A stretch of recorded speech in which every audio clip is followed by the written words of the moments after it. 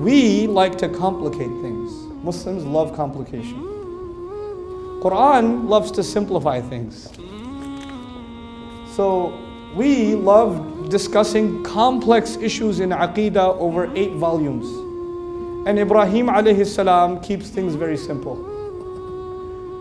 You see what I'm saying?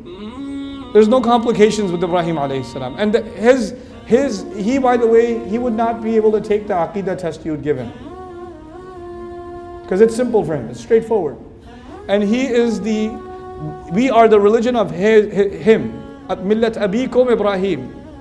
We have to learn to keep things simple. And how do we learn that? Through Quran.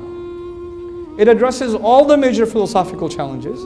It addresses all the questions and confusions, but it does them in a way that the prophets did them. We have our own curriculum. I say we replace our curriculum with Allah's curriculum. First, you can do the second curricula if you want.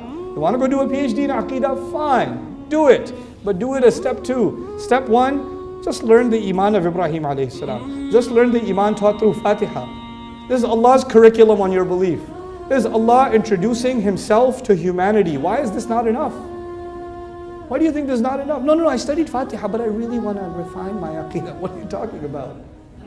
What are you talking about?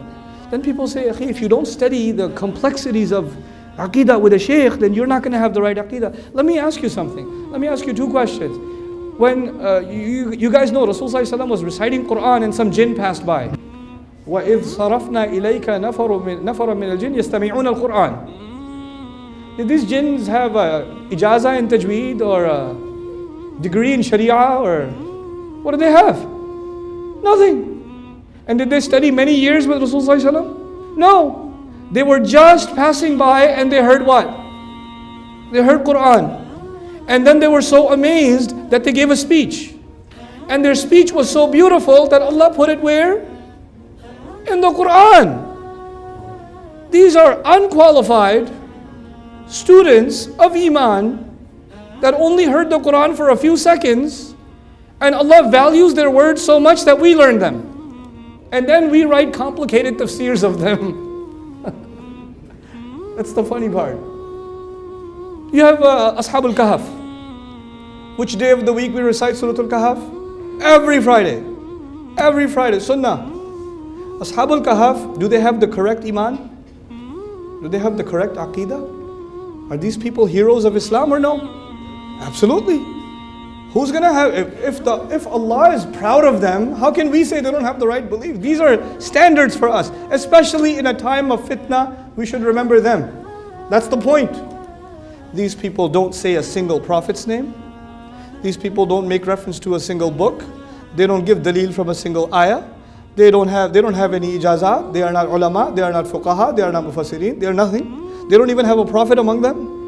Nothing. All they say is, I don't think we should worship idols. I think we should only worship one God. Simple.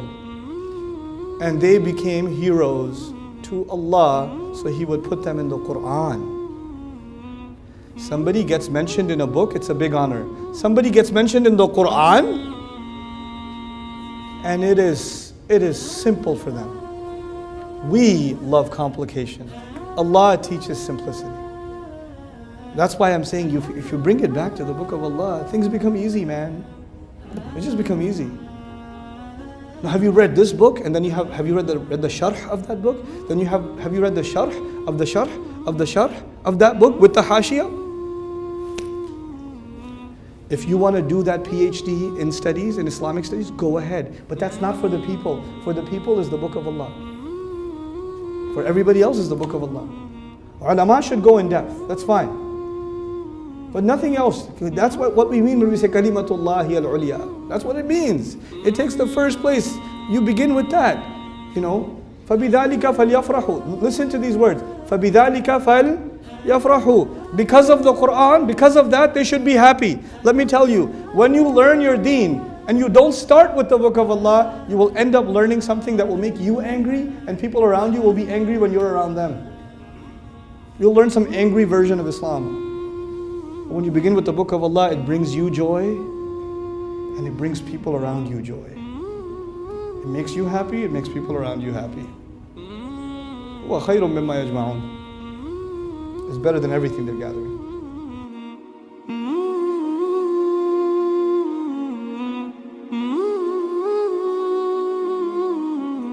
Mm-hmm.